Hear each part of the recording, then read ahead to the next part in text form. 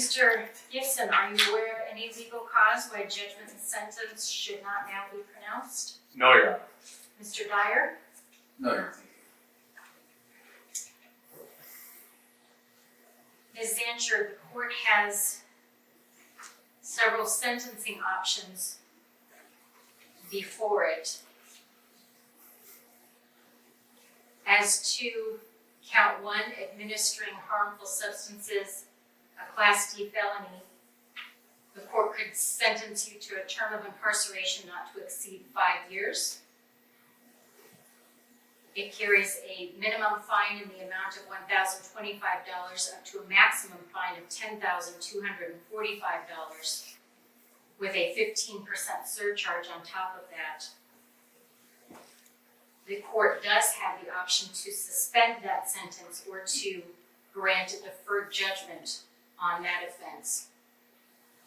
As to domestic abuse, assault causing bodily injury, the court can order a term of incarceration of up to 1 year. You are required to serve 2 days on that.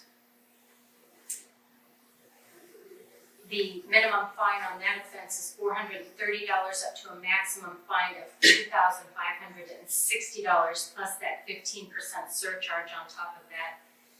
And this sentence can also be suspended or deferred by the court.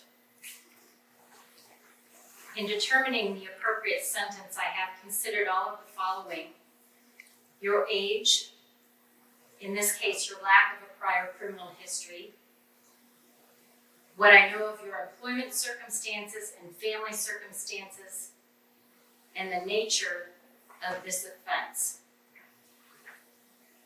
I have considered all of this in light of the need for protection for the community from further offenses by you, and what sentence will provide the maximum opportunity for your rehabilitation now. I've also considered any treatment needed, whether it be physical, mental, or other, which you may need.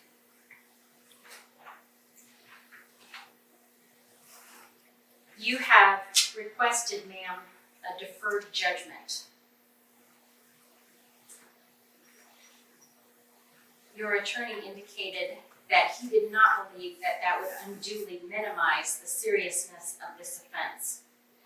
And with all due respect to your attorney and his arguments on your behalf, the court disagrees with that assessment, ma'am. This was a very dangerous action meant to hurt your husband. You have acknowledged that and admitted that in your guilty plea. And to defer judgment on these charges would not represent the seriousness of these charges. So I will not defer judgment in these matters. You previously pled guilty to count 1, administering a harmful substance, a Class D felony in violation of Iowa Code Section 708.5, and count 3, domestic abuse assault causing bodily injury, a serious misdemeanor in violation of Iowa Code Section 708.2a sub 2. At this time, ma'am, I'm finding that you are convicted of those offenses.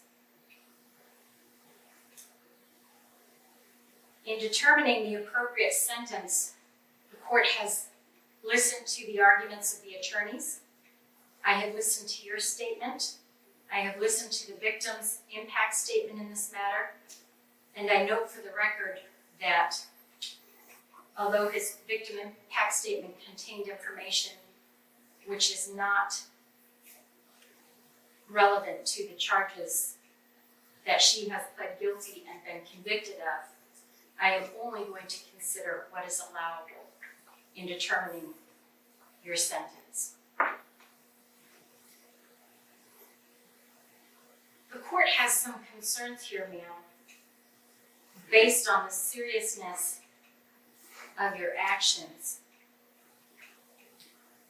including that you previously, on September 26th of this year, pled guilty and acknowledged that you administered a harmful substance to Mr. Zantjer, and that you assaulted him by doing so and caused bodily injury to him. Yet, in the pre-sentence investigation report,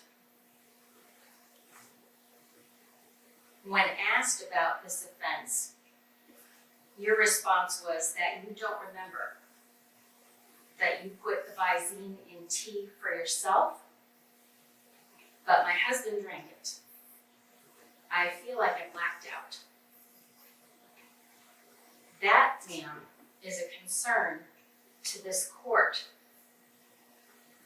The minutes of testimony indicate that you acknowledged to law enforcement that you put eyedrops or the Visine in his drink, gave it to him, and watched him drink it. It is very inconsistent with your statements contained in the pre-sentence investigation report. Additionally, the minutes of testimony contained a message, whether it was by text or some other platform, in which you acknowledged back in July of 2023 that you had committed this offense. Again, very inconsistent with what you stated to the pre-sentence investigator.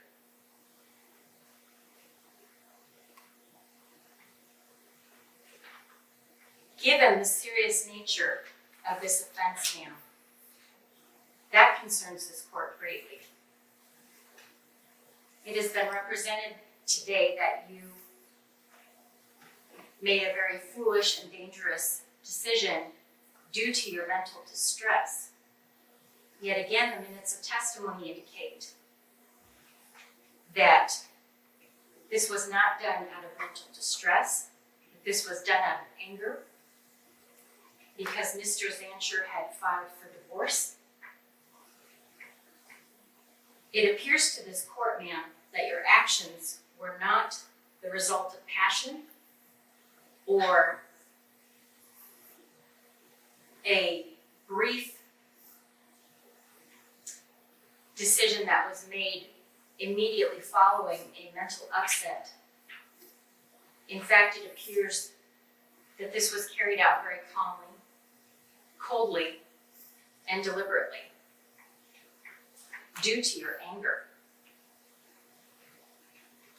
That also causes concern to this court, concern for the community around you, and that includes, ma'am, your family, your current husband, your children, and anybody else in the community that you may become angry at.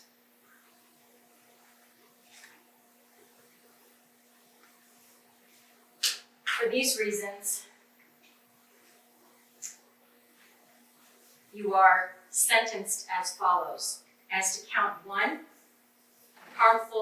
administering a harmful substance, a Class D felony.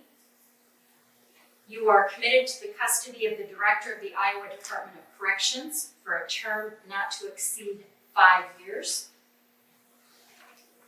You will pay the minimum fine in that matter of $1,025 plus the statutory 15% surcharge. As to count 2, domestic abuse assault causing bodily injury, a serious misdemeanor. You are committed to the custody of the Director of the Iowa Department of Corrections for a term of 1 year. You are also ordered to pay the minimum fine in that matter of $430 plus the 15% surcharge.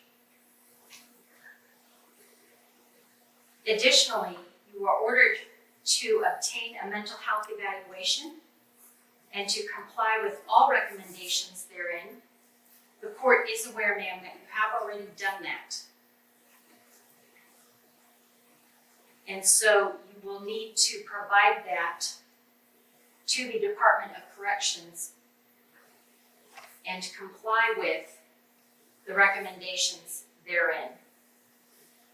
I'm also ordering, ma'am, that you complete an anger management program and that the no contact order previously entered in this matter be extended for a period of 5 years. Is there any restitution in this matter, Mr. Gibson? The state does not have a final number and would ask for 30 days from today's date to supplement any restitution that may be owed. The state will have 30 days in which to file the amount of restitution. You are ordered to pay restitution, ma'am. However, when that is filed, you do have the option, if you disagree with the amount of restitution, to request a hearing regarding that amount. Do you understand that, ma'am? Mr. Dyer can advise you further regarding that issue. The state has requested that this sentence be suspended and that you be placed on probation. However, based on the seriousness of your actions, for the reasons that the court has already discussed, and your age, ma'am, you are not a person who is just past the age of majority. You are old enough, ma'am, to understand the consequences of your actions and the dangerousness of the situation that you created. For all these reasons, I am not going to suspend the term of incarceration, and minimus will issue immediately following this hearing. I am required to advise you, ma'am, that the term of your incarceration may be reduced from the maximum term because of statutory earned time, work credits, and program credits. You may be eligible for parole before your sentence is discharged. Because you are now convicted of a felony, you are hereby prohibited from possessing, purchasing, or transporting firearms. Mr. Dyer, the court will note that you are free to file any motions that you deem appropriate pursuant to Iowa Code Section 902.4. Is there anything that the court has misstated or overlooked, Mr. Gibson? The Iowa Domestic Abuse Program does need to be ordered in light of a domestic offense in count 3. Thank you. Ms. Zantjer, you are additionally ordered to complete the Iowa Domestic Abuse Program in this matter, and is there an additional cost due to that? There is a $90 surcharge that's associated with the domestic abuse conviction as well, Your Honor, and that's pursuant to 911.2B. Thank you. You are additionally ordered to pay that $90 surcharge. Anything else, Mr. Gibson? No, Your Honor. Mr. Dyer, is there anything that the court has misstated or overlooked? No. Ms. Zantjer, you are advised that this is the final judgment of this court, and I'm required to inform you that you have the right to appeal this sentence to the Supreme Court of Iowa. To do this, you must file a written notice of appeal with the clerk of this court, and this must be done within 30 days of today's date. The filing of the notice of appeal is jurisdictional, which means that if you do not file that within 30 days, you will lose your right to appeal. If you cannot afford an appeal, you will be furnished an attorney for the appeal at no expense to you, and a transcript of this proceeding will be furnished to you without expense. If you have any questions, Mr. Dyer is more than able to answer those for you. Additionally, because you have been ordered to pay fines in this matter, if you do not believe you have the reasonable ability to pay those fines, you may file an application asking the court to review that. And that must be filed timely as well, along with an affidavit of your financial status. And again, Mr. Dyer can answer any questions you have about that. Is there anything further for the record, Mr. Gibson? No, Your Honor. Mr. Dyer? No, Your Honor. Mr. Gibson, bond on appeal?